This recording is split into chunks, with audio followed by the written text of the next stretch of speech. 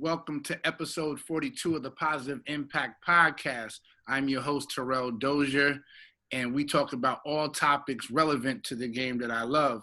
Tonight's special guest is the owner and director of Collegiate Girls Basketball Report, Mr. Dan Olson. Dan, thanks for joining me tonight. Terrell, it's a pleasure. Thanks for having me. Nah, no question about it. So, I'm looking forward to the education that you're going to give me on everything girls basketball recruiting this evening. But first, I want to dive into your background and how you got into basketball and how you developed the love for basketball. Well, I was a basketball player in upstate New York. I'm born and raised in Jamestown, New York, so I'm a native New York stater.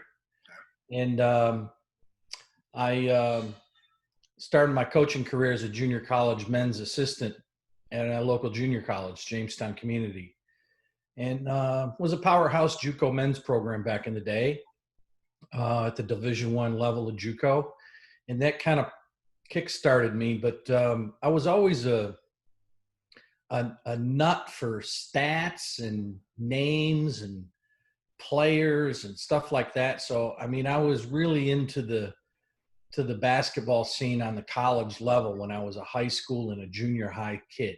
And that's pretty much carried over, So I never thought I'd be in the college basketball world as a coach, but, you kind of get into it. It gets into your blood. And so I was a men's assistant at 3 different schools over the course of 9 years.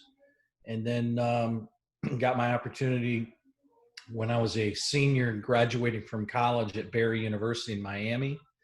I was a men's assistant there and got the opportunity to coach on the women's side. And to be quite honest with you, I was very reluctant. I'd seen a couple of women's games. I wasn't sold. I wanted to stay on the men's side. But once I committed to it and I started and initiated a brand new program from ground zero, from the very start. No basketballs, no uniforms. And but I recognized after about a couple of weeks that I could do this because I kind of grind at what I do, So first year was a struggle, but I was off to the races after that. And, went to various schools throughout my other 9 years. So it was an 18-year career on the college men's and women's side. Got into the agent business a little bit professionally on the men, women overseas, and found out what kind of a dirty business that was. And then, lo and behold, it was at the right place at the right time, and got into the scouting service business on the girls' side, and it's worked out great ever since. Nice. Yeah. So before we move on, not only did you start and build the Barry University women's basketball program from the ground up, let's put it out there, the first ever NCAA tournament appearance, Sunshine State Conference Coach of the Year. So you did some great things there. You didn't just build it. You didn't just coach it. Yeah, you had some success. So we gotta shoot you. We gotta shoot you some love on that. You weren't just there. You had some success there as a coach. Yeah, and the reason I had the success was I had 2 All-Americans on my team. Hey, listen, I busted. I recruited. So and those girls, those women that were those players back then are still close friends to me this day. So that's rewarding for me to know that they're doing their thing out there, but that was a fun time. Didn't make any money. I was just in it for, living paycheck to paycheck, and I was just in it to suck up the knowledge and learn, and, my competitive juices were flowing. So did well. It was a fun ride. No question. Did that at 2 schools, by the way. Okay. See, there you go. There we go. Listen, shoot yourself some love on here, man. Yeah. No humbleness on this show. If you did it, say it. So So now you're running this, one of the most respected, if not the most respected, college recruiting service on the girls' side. Let's just Right. say what it is. So first things first,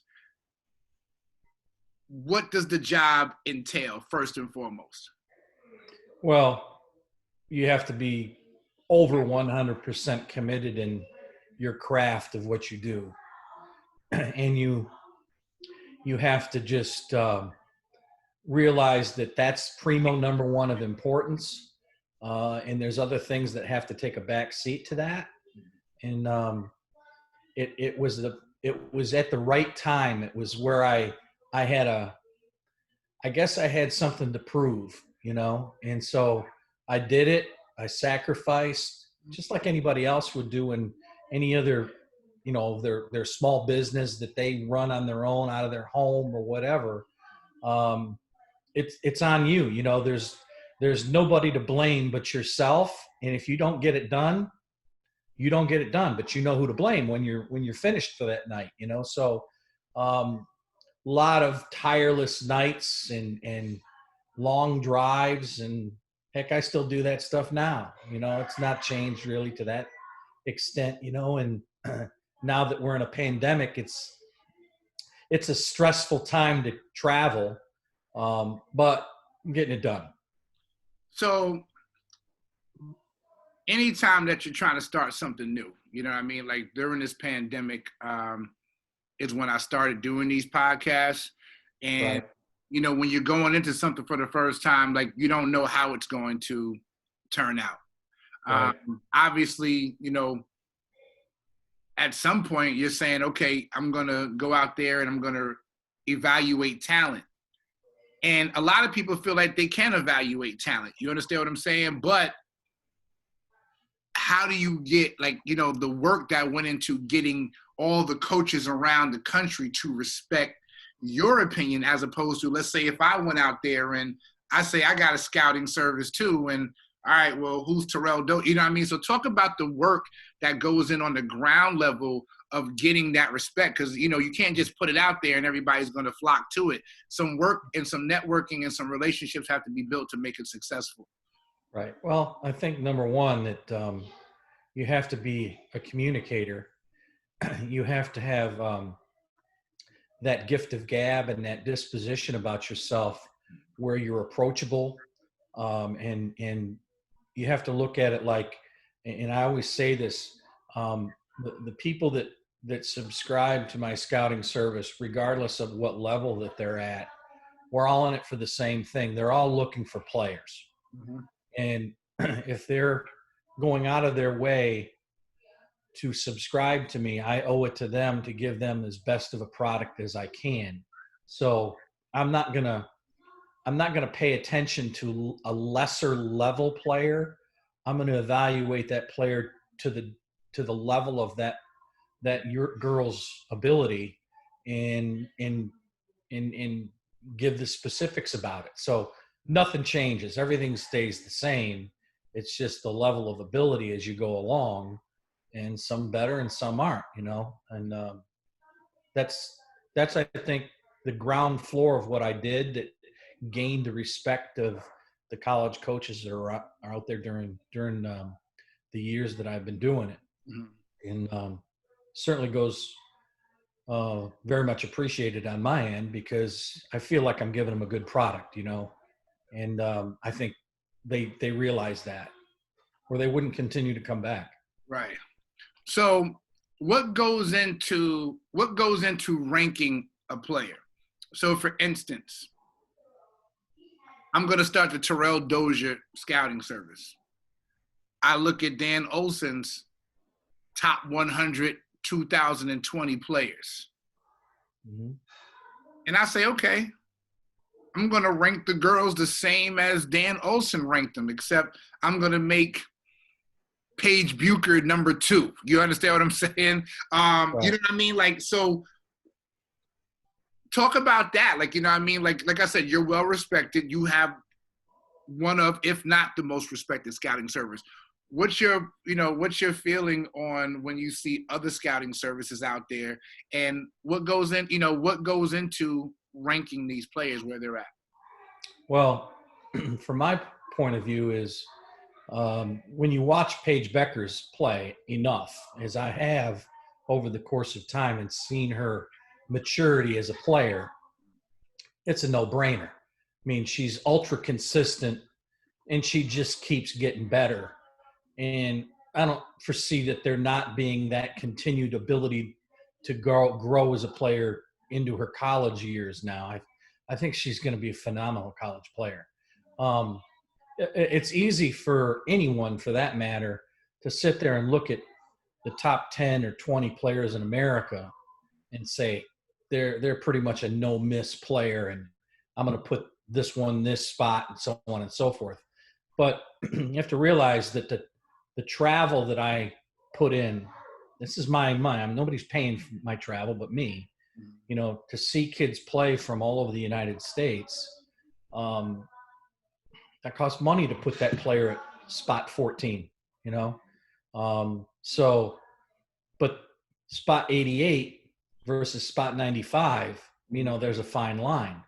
And there's an argument that there's players that are 150 or 175 that could be as good as 100. But I don't see them every day.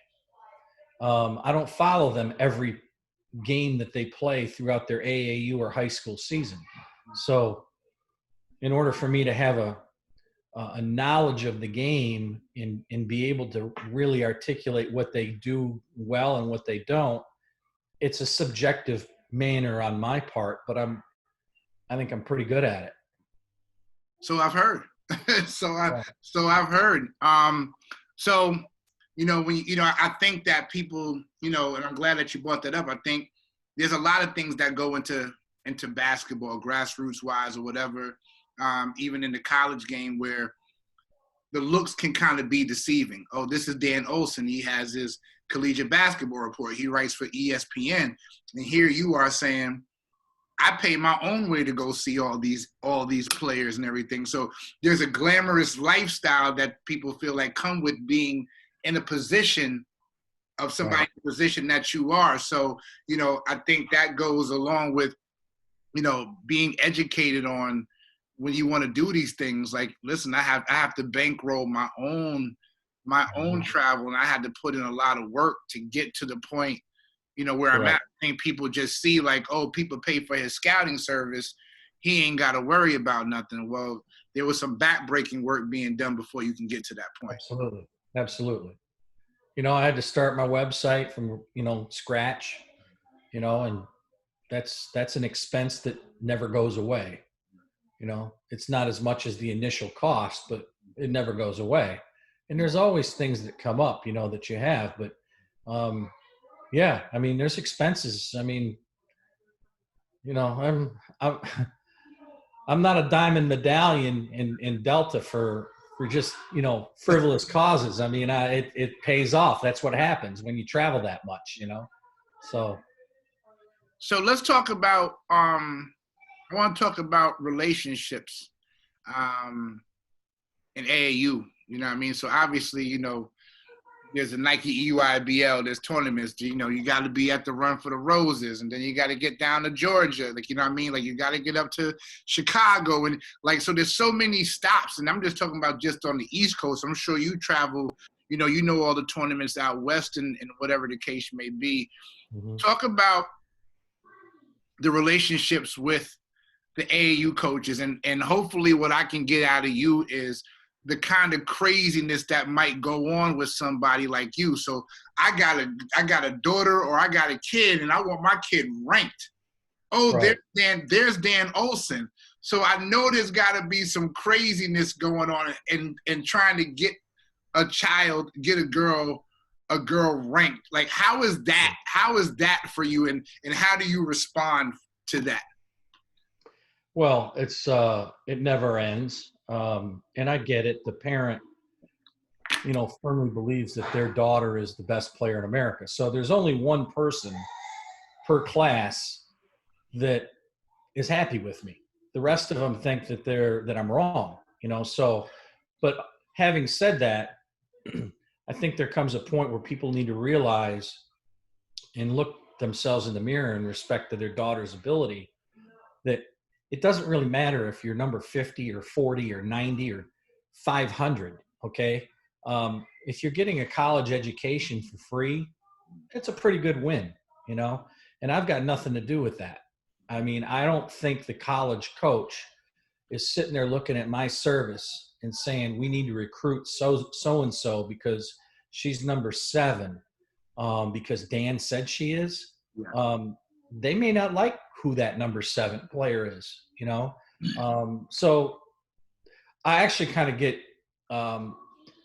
it used to bother me a little bit, but it doesn't bother me anymore. It's an annual thing that there's crazy parents out there, and that's what they are. And they should own up to the fact that they are, and realize that it's not that big a deal.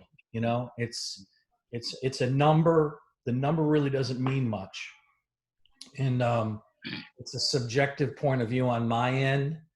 But I really don't think that it equates out to that young lady playing at North Carolina versus playing at Texas State. You know, I mean, they're going to make their own decisions. They're using me as a guide, and they're maybe calling me and asking me, but that's the extent of it. You know, it ultimately comes down to their staffs knowing what's going to be a plus for their program, more so than calling me and saying, because I don't know anything about their team. You know, I don't go through their practices every day. I mean, I don't understand that there's guys out there that do these scouting services that think that they can go to a college campus and break down a school's program and tell the college coach, hey, this is what you need to do and this is what you need. No, you don't. They know their team better than you do, you know? So I don't enter into that equation, you know?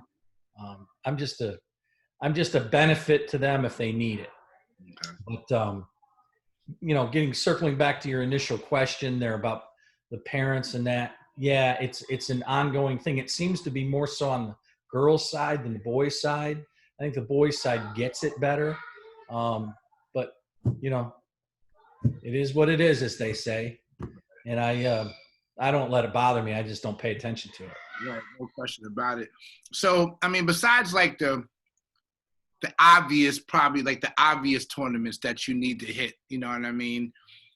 How do you make the decision on the other ones that you see? So you'll hit the Nike EYBL, like I said, you know, you run for the roses and all that. Like, but you're going to also find some diamonds in the roughs as well, you know what I mean? So, like, how do you decide, like, what tournaments that you go to? Like, so your calendar has to be extensive. Take me through your through a normal calendar year for you. Well, I mean, it's usually every week of the year. I mean, my month of March, let's say, is totally devoted to high school state tournaments and junior college regional national, because I covered JUCO women. But then you get into the month of, let's say, October. Well, you got JUCO jamborees in October, along with high school play days and things of that. So it's pretty much covered the whole month. And then throughout the month of July, it's a whole full month, you know, where you have these days that you're signified as having to be out, but there's so many events going on while they're, you know, just like now, there are events going on every week, you know, so it's a nonstop thing for me. I mean, I could travel 250 days a year if I wanted to, which I've done before, or I can scale it back down. But normally it's a Friday through Monday thing for me. And in respect to where I decide to go, yeah, I want to make sure I cover the country so that I'm not missing any particular region. Mm-hmm. So I have to kind of be strategic in my direction of where I go. But ultimately, it boils down to the fact that I want to make sure I go to an event that has accurate information. If I'm going to an event and I don't have the information of who those teams are and who those kids are playing, I can't accurately evaluate them, and it costs me money by me sitting there. And it's become where people bring me to their event, and they, I don't accept payment for them to have me there. I do this on my own dime. They may be making money off me being there, which is their prerogative, but I've gotten to a point now where I just realize where I'm going, and I won't do those events. And I'm ultra clear to people that if you don't have the information for me, I'm not interested. So kind of works itself out. You kind of know the right places to go, and it becomes an annual type thing for me. Like I know where I'm going to be going at such and such a date, every year. So it's kind of smoothed out into a normal transaction of month to month. I know where I'm going to be. So do you think like now, like what's your personal opinion on these events? Obviously, like there's so much money to be made in a weekend if you do it correctly. Like, you know what I mean? So like, you're not just talking about entry fees from teams. You're talking about now these coaches packets, these media packets, like, you know what I mean, where you make money. So how do you feel? Like, do you feel like there are more like well-run events out there, or is it more like, Jesus Christ, man, like, you know what I mean? Like what's your personal opinion? Because you see so many, like, you know what I mean? Like some people run legitimate events and it's ran well. It's, you know what I mean? Like they got the spacing and everything. And then there's some that you go to and it's like, they're just here to make money and they've done an awful job. I would say that there was a percentage of those club or event operators that used to do kind of a half-baked event, and it would be irritating for me to be there because the lack of information. But my hats kind of go off to these guys that do these events, especially in the scale in which they do them. Now, when you go to Chicago and you see, 800, 900 teams, you go to Louisville, which is now Nashville, and you're seeing nearly as much or as much. The production in which that happens and how efficiently it runs. I mean, there's an army of people that help, but they've got it figured out, and they've done a really good job in the organization of it. And once in a while you're going to get a messed up court where something happens, whether it's a leak on the floor from the ceiling or somebody gets injured and it sets back time or somebody's assigned the wrong court. When you got 80 floors, that's going to happen once in a while. But for the most part, it's become a real smooth running event. So my hat goes off to those guys. Now, in respect to what I do, I mean, I couldn't be there 10 days and see 800 teams and efficiently evaluate every team. I think there's a percentage of those teams that go there. They're not really going there to be evaluated as much as they're just going there for the experience and having fun and hanging out with their buddies and, seeing what's going on, and if someone plays well and someone sees that player play well, then that's just icing on the cake, But for those teams that are really out there doing it, I mean, it's a great venue. They've got these places set up that are, comfortable in respect to size. You're using convention centers, et cetera.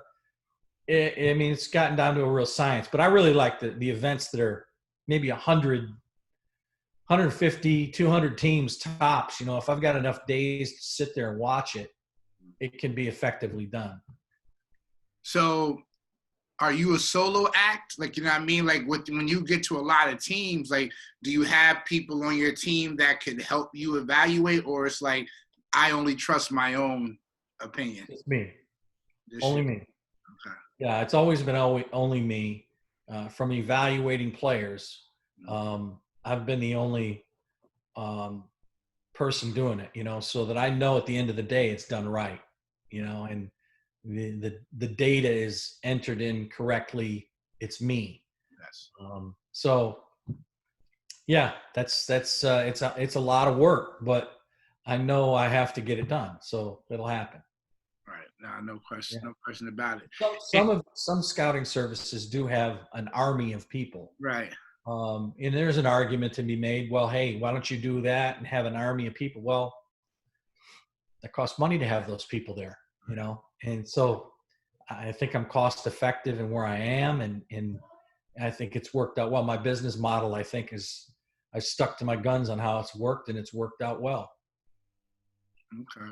Now, do you sit on committees, like as far as like the McDonald's game and, you know, these important games, like as one of the most respected minds in the game, do you have a vote in all of these committees? USA basketball?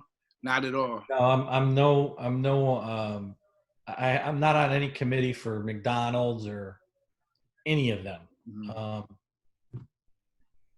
Don't know why. It's just never happened. Okay. So I'm not really worried about it, you know? Okay. Nah, no question about it. But I'm sure like that's what, you know, a lot of people, when it comes to rankings, like that's kind of like part of it. I got to be top such and such to be considered for the McDonald's, you know, for the McDonald's game or whatever the case may be. Right. If you're willing to share, I don't need names, I don't need people. What's probably the craziest request in that, you know, or the craziest thing that was offered to you to get a kid highly ranked?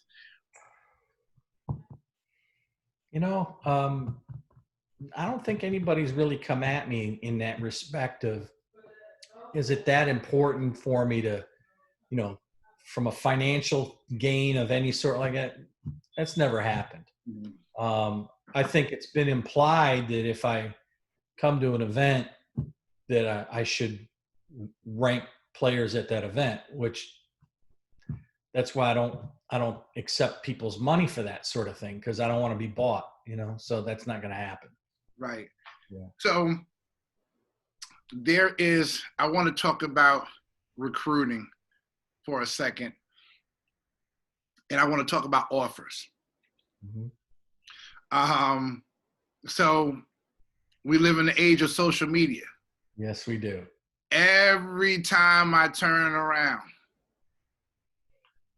I always say the 5 words I hate to read the most from kids today is blessed to receive an offer. Right. I don't know why. It just drives me crazy, but I understand that that's part of the game now. Talk about what offers, quote unquote, are to you in your opinion, and do you think sometimes some of these offers are fabricated? I'm sure that there are a percentage of them that are fabricated. I pay completely zero attention to it. I think it's hilarious, actually. I mean, it's you know, Twitter and all these social media things are, it's one of those vehicles for people to get noticed, you know. I mean, and it's got a positive impact in some capacity, and then it has in this case, it really doesn't deter me in my thought process of, if so and so has an offer from such and such school, that's okay. Now, I may not know who that player is, but I'm going to go find out who she is then, you know. But it doesn't matter to me who they're offering by, you know. I know I've had that player evaluated. It doesn't faze me in my thought process of, well, I got to double check that. Maybe I don't have her ranked or rated or whatever. No. I keep it simple and keep it in my own thought process of, I know how good that kid is. I've seen her play X number of times, and whether she's been, you know, offered by such and such school is irrelevant to me.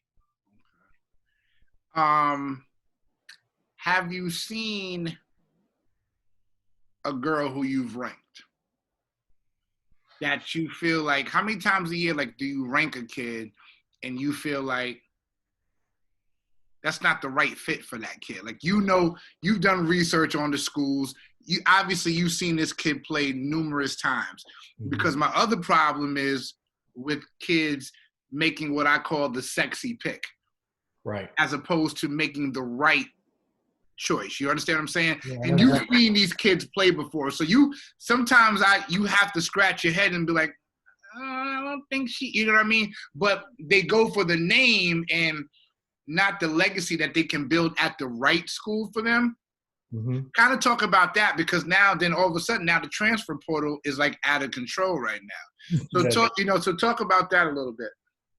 Yeah, I think you're accurate in that assumption that happens, and you get these feelings when you're watching these kids play, and they're committed to a school already, or they're, you've seen them play a number of times, and then they're going to such and such school.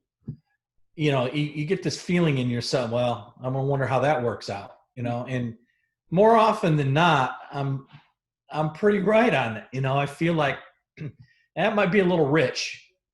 And sure enough, I mean, they pop back on that thing in another year, which is, like you said, out of control. It's bad for the game. And that's my opinion. Right. Nah, no question about it. No question about it. So I want to touch on this right now, and I'm hoping that you'll share a little bit, because to me, your situation is unique in this situation. So, obviously, like, our country is in the middle of a pandemic with the COVID-19, and we're also in a pandemic with this social injustice issues that we have going on in our country. Right. And not to be, totally personal, your wife is the coach of Lafayette at Lafayette College, and Right. and she's an African American woman. Correct. So obviously, with everything that we got going on in the country right now, first of all, I like to talk about, if you don't mind, talking about your feelings on it, and kind of like how you guys discuss it in your home. Yeah, it's obviously been at the forefront of people's minds throughout the world, not just in this country, and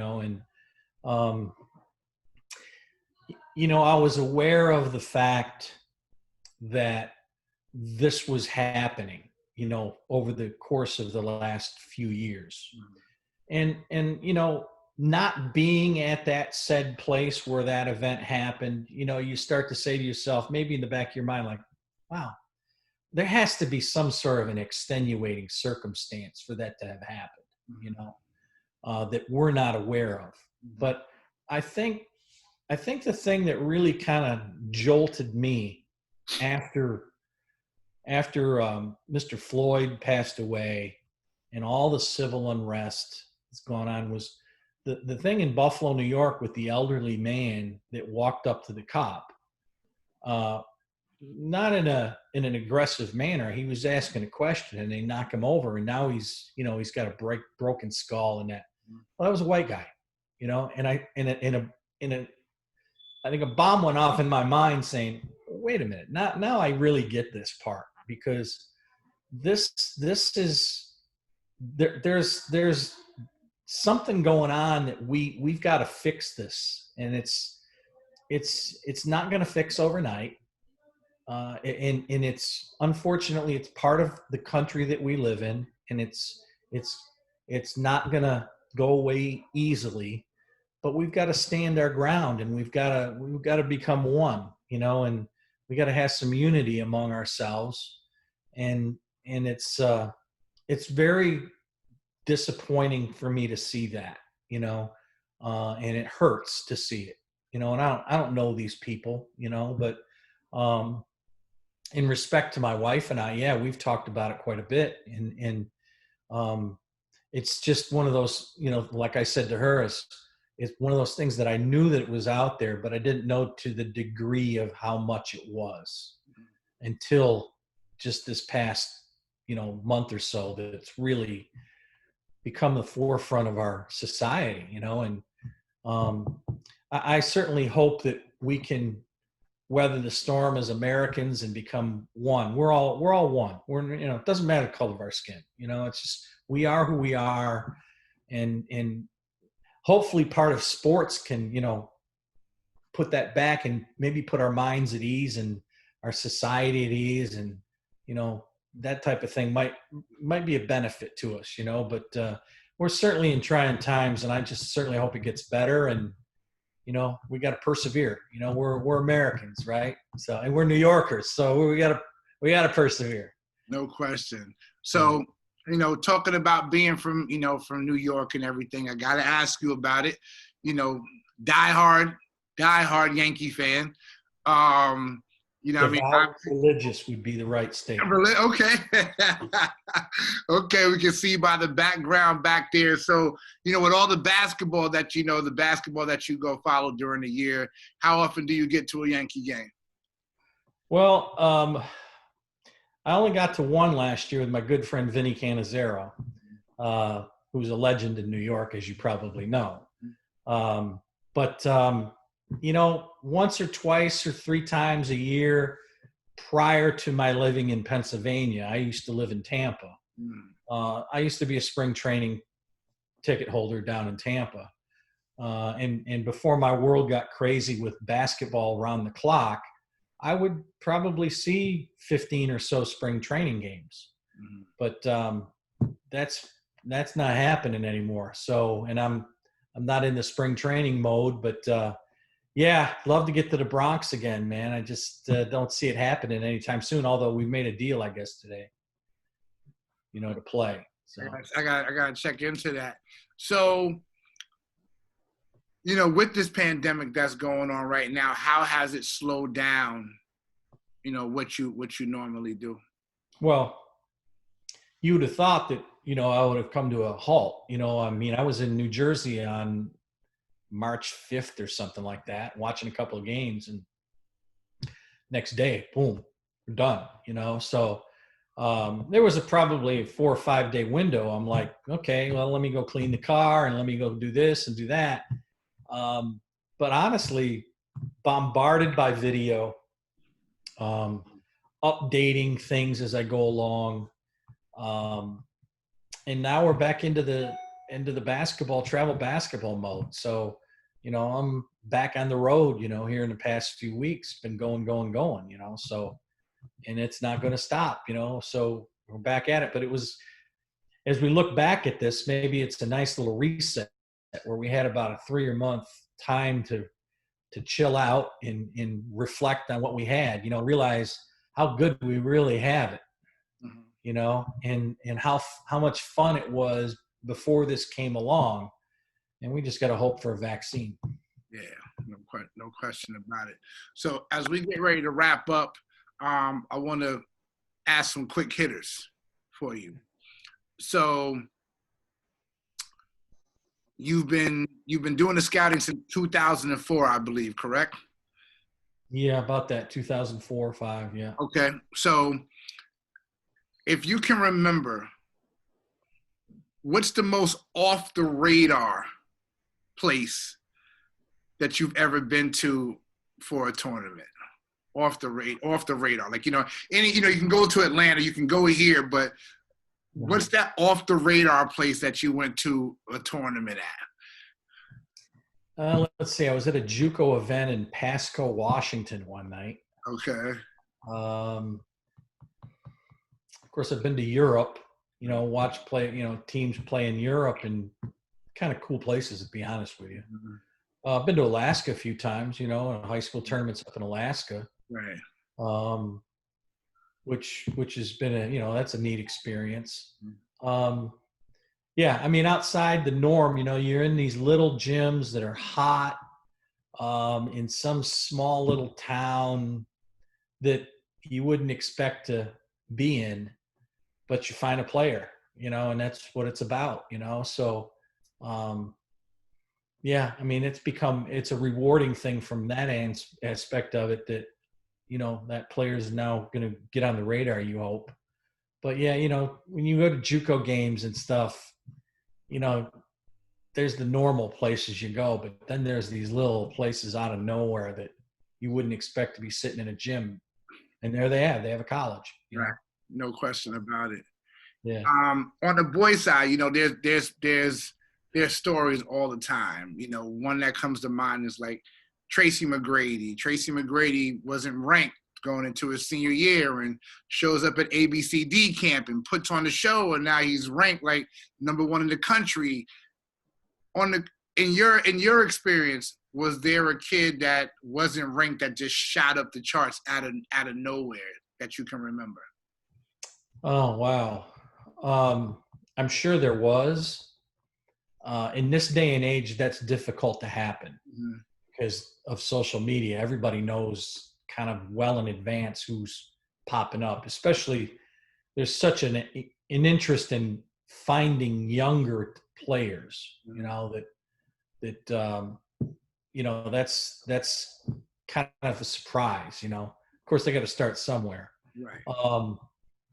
But really, off the top of my head, I mean, I really can't think of any one player that's come along that I've not heard of that you know, that shot up the rankings. You know, you pretty much know who they are in advance.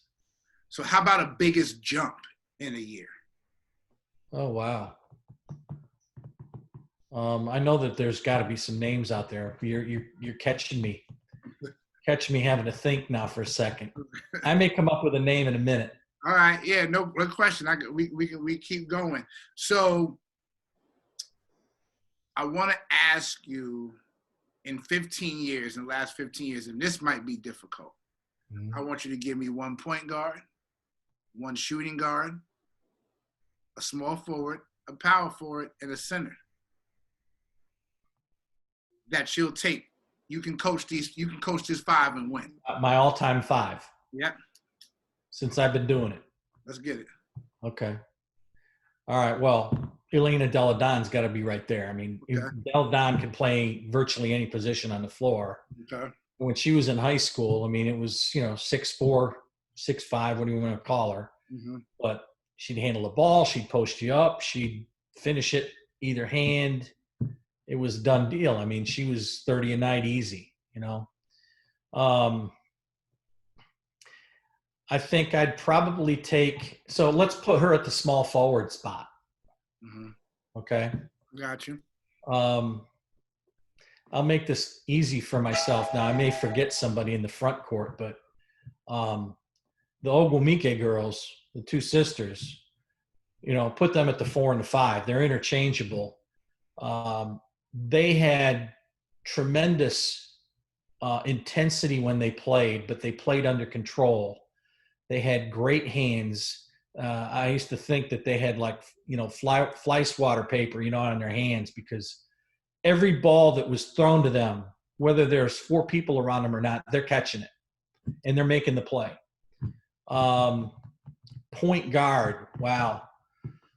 So there's our front court. So I got to find you a 2 and a 1. Yeah.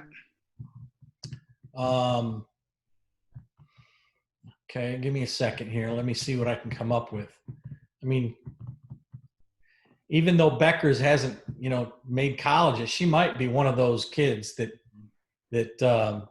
yeah, I could put her at the 2 maybe. Okay.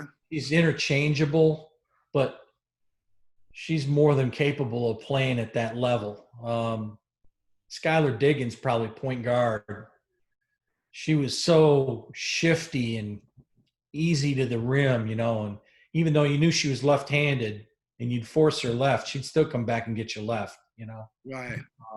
And I'll give you 2 under-the-radar high school players that wound up – I'm going to give you 3. Okay. Under-the-radar high school players that went JUCO that impacted in major college basketball. Okay. Andrell and Andrea Smith from Lakeland, Florida, went to Gulf Coast State Community College, played 2 years. I think they won back-to-back national championships, but then went on to South Florida and played. Mm-hmm. They were as good pound for pound as any of those guards like Skylar Diggins on a college floor. Mm-hmm. I mean, I saw it with my own eyes. They were outstanding, and they really kind of catapulted South Florida. And the diamond in the rough player that's kind of like been one of my favorite players of all time, I guess you could say, Danielle Adams, who was at Jefferson College in Missouri and then went on to Texas A&M, won a national title. I kid you not, I was at the national tournament she got done playing. She dropped 35 or whatever. And I go to the concession stand to grab something to drink, and there she is getting a cheeseburger after the game. And I'm like, hey, she can get a whole cheeseburger. Like, they better have that at Texas A&M for her, you know. And it didn't matter Right. as far as her look. Mm-hmm. She just delivered. Okay. She was outstanding as a college player. So I want to get your opinion on my first question about the player that shot up the chart. Yeah. So as I asked that question, my phone went off and the name Diamond Johnson came up. Yeah, there's a name. That's a good name. Diamond's one of my favorite players to watch in the past, say, couple of years. And I think she'll have a great college career at Rutgers, you know. And here's a player that's, if she tells you she's 5'6", she's lying, okay? She might be close to 5'6", but I don't think so, you know. But, man, I mean, she took ownership of that ball. She took ownership of her team. And if you thought for 1 minute that you were going to contain that player, you were wrong, because I saw her stick 40, 50, 30, you know, against good quality competition, you know, and just this past January I saw her do it, you know. So disappointed that she didn't make the necessary teams like those postseason teams, you know, McDonald's and that. But she steadily rose from obscurity. I think she was at Hampton High School in Virginia, and then she moved back to Philly, where she originally was from, I believe. So, but top 10 player in the country, among the elite point guards in that class of 2020. And I'm sure she can put on a show when she gets her Rutgers jersey on. And I'm sure that they're anxious to see that happen up there at Rutgers, you know. No question. You're not that far away, so you can go watch her do her thing. Nah, no question. I'm trying to get my girl Nadine to make sure I get some tickets. So yeah. It's got the Big Ten Network now too, so you don't have to sweat it, you know. No question about it, man. So Dan, thank you so much for coming on here and sharing this wisdom and your pearls and these nuggets with me and everything. And you know, your reputation precedes you. You know what I mean? Heard a lot about you, man. So I'm glad that we finally had a chance to chop it up, and I appreciate your willingness to come on here and share with me and my audience. Terrell, it's been a pleasure. Thanks for having me. No, thank you, and I'll see you soon at a court. You got it. All right, thank you.